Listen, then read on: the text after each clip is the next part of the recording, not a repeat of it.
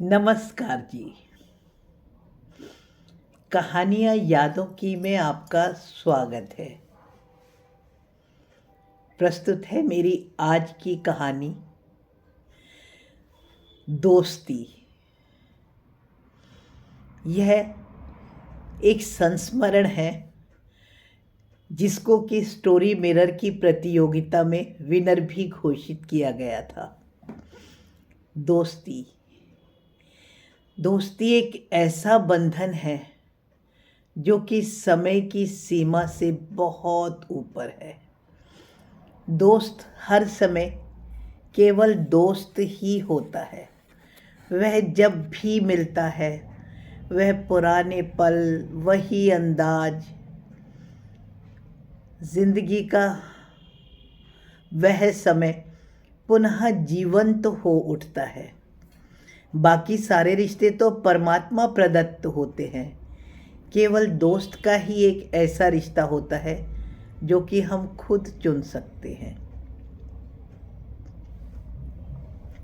हमें याद आता है अपना स्कूल का वह समय, जबकि क्लास में रहने वाले हम चारों का ग्रुप बहुत बहुत मशहूर था। मैं, मीना, गीता और रानी, हम चारों स्कूल में हो या घर में हो हर समय धमा चौकड़ी मचाए रखते थे और अक्सर साथ ही रहते थे। हम सब सरकारी मकान में रहते थे, पर रानी के पिता का अपना व्यवसाय था और वह हमारे सरकारी फ्लैट से थोड़ी दूर पर ही रहते थे। हम चारों फाइनल पेपर की तैयारी कर रहे थे। यह लगभग 60-70 के दशक की बात है। तब 11वीं क्लास को हायर सेकेंडरी कहते थे और हम 11वीं के बाद ही कॉलेज में जा सकते थे। तो हमारी 11वीं क्लास के इम्तिहान नज़दीक थे, लेकिन इसी बीच ही रानी ने बताया कि उसका विवाह होना निश्चित हो गया है। उस दशक में यह एक आम बात होती थी। उस समय जल्दी विवाह हो जाया करते थे। मैं, मीना और गीता उसके विवाह के लिए बहुत उत्साहित थे। वही समय हमारी 11वीं की पढ़ाई का भी था, पर वह आज का सा समय नहीं था। हम पर कोई दबाव नहीं था और ना ही हमारे पास कोई समय का अभाव था। हम सहज भाव से पढ़ते हुए घर के सारे काम भी करते थे, खेलते भी थे और अब हमारे पास रानी की शादी की तैयारी करने का एक काम और आ गया था। जब हमारे पेपर ख़त्म हुए उसके बाद ही रानी की शादी की डेट निकली थी। हम तीनों ने शायद अपनी सहेली की शादी पहली बार अटेंड करी थी। घर में पहली बार हमारे नाम से कोई कार्ड आया था। हमारे माता पिता ने हमको रानी की शादी में रात भर रहने की इजाज़त भी दे दी थी। उसकी शादी में हमने खूब मज़ा किया। रानी का विवाह जयपुर में होना निश्चित हुआ था। घनघोर में विवाह से पहले उसके ससुराल से बहुत सुंदर सोने चांदी के गहनों से सजी हुई गुड़िया आई थी। इससे हमें यह तो ज्ञात था कि वह जयपुर के बहुत अच्छे राजघराने में जा रही है। उसने हमसे वादा लिया था कि जब मुझे विदा के बाद पहली बार घर लिवाने के लिए मेरे भैया भाभी आएंगे तो तुम सब भी जयपुर मेरे से मिलने ज़रूर आना और मेरा ससुराल देखना। हमारे पेपर भी ख़त्म हो चुके थे और हमारी उसके ससुराल को देखने की उत्सुकता भी बहुत बड़ी चढ़ी थी। बड़ी मुश्किल से हम तीनों ने अपने माता पिता को इस बात के लिए भी तैयार किया था कि हम रानी के भैया भाभी के साथ उसके ससुराल जयपुर जाएंगे। अब रानी के विवाह के बाद में हम तीनों सहेलियां बैठकर जयपुर भ्रमण के बारे में ही सोचती रहती थी। उसके विवाह के अवसर पर तो हम तीनों रात में उसके मायके में रुके ही थे और विदा के समय हमने उसे वचन दिया था कि चाहे कुछ भी हो हम तुम्हें लेने के लिए तुम्हारे ससुराल ज़रूर आएंगे। सप्ताह बाद उसको लेने के लिए उसके भैया भाभी ने जाना था। हम तो इंतज़ार करते रहे कि कब रानी के भैया भाभी हमारे घर आएंगे और हमें अपने साथ चलने के लिए कहेंगे, लेकिन पाठकगण वो नहीं आए। वो ना तो हमारे घर आए और ना ही उन्होंने हमको जयपुर चलने के लिए बुलावा दिया। उस समय इतनी ज़्यादा फ़ोन की सुविधा तो नहीं थी।